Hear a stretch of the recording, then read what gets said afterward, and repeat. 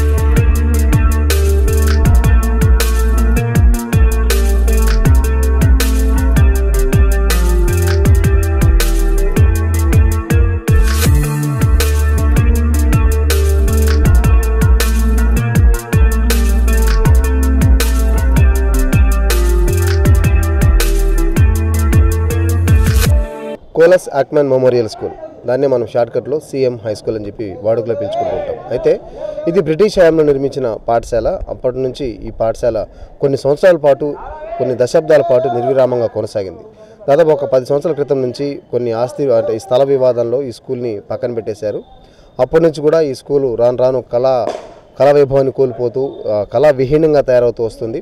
ఈ స్కూల్ గురించి చెప్పుకోవాలంటే ఉమ్మడి ఆంధ్రప్రదేశ్కు ముఖ్యమంత్రిగా పనిచేసిన బెజవాడ గోపాల్ రెడ్డి ఈ మన నెల్లూరు జిల్లా వాసి. ఆయన కూడా ఈ స్కూల్లో చదువుకున్నారు.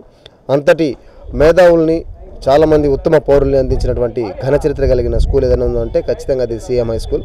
సాయంత్రం పూట అయితే ఇక్కడ విద్యార్థులతో చాలా కలకలగా ఉండేది.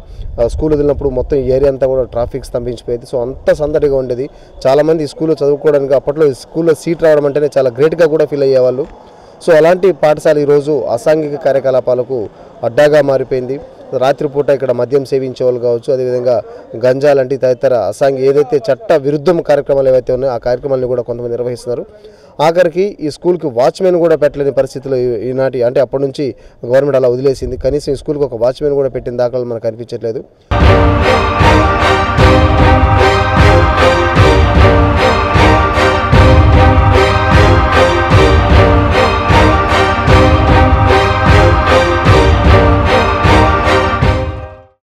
అయితే అప్పట్లో చాలా వివాదాలు చెలరేగాయి.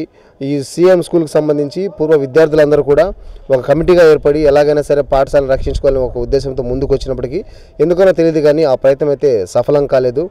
సో కొంతమంది వేల మందికి విద్యాబుద్ధులు నేర్పించి మంచి ఉత్తమ పౌరులుగా తీర్చిదిద్దిన పాఠశాల ఈరోజు కళా విహీనతకు చేరుకుంది. అయితే బ్రిటిష్ కన్స్ట్రక్షన్కి ప్రతిరూపంగా మనకు ఈ పాఠశాల కనిపిస్తుంటుంది. 1830లో ఈ పాఠశాల నిర్మించారు. ఎర్రరాతితో ఈ పాఠశాల నిర్మించారు.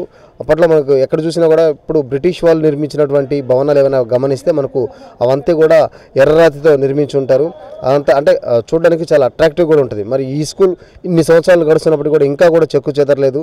కానీ లోపల అంటే విద్యార్థులు ఎవరు రాకపోవడంతో స్కూల్ మూసివేయడంతో ఇప్పుడైతే కళా విహీనంగా తయారైంది. కానీ ఒకప్పుడైతే మాత్రం వెలుగొందిన పాఠశాల ఇది.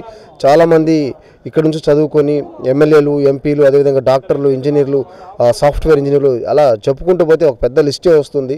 సో అంతమందికి ఉత్తమ సేవలు అందించినటువంటి పాఠశాల. ఎంతోమంది గురువులు ఈ పాఠశాలలో తమ విద్యార్థులను తీర్చిదిద్దారు, ఉత్తమ పౌరులుగా తీర్చిదిద్దారు. అలాంటి పాఠశాల ఈరోజు చాలా దారుణంగా ఉంది. ఇక్కడికి వస్తే మనకే బాధేస్తుంది. ఇలా అయిపోయిందండి స్కూల్ అని. ఒక పక్క ఆవులు సంచరిస్తూ మరొక వైపు అసాంఘిక కార్యక్రమాలు జరుగుతూ చాలా దారుణంగా అయితే ఉంది ఈ స్కూలు. మరి తిరిగి స్కూల్ని ప్రారంభిస్తారంటే మాత్రం అది జరగదనే చాలా వరకు మనకు సమాచారం ఉంటుంది. మరి చూడాలి ప్రభుత్వం, ఇప్పుడు వచ్చిన ప్రభుత్వం అయినా ఎలాంటి ప్రయత్నం చేయబోతుందో. కెమెరా పర్సన్ వంశీకృష్ణారెడ్డితో జోసెఫ్, సాస్ టీవీ, నెల్లూరు నుంచి.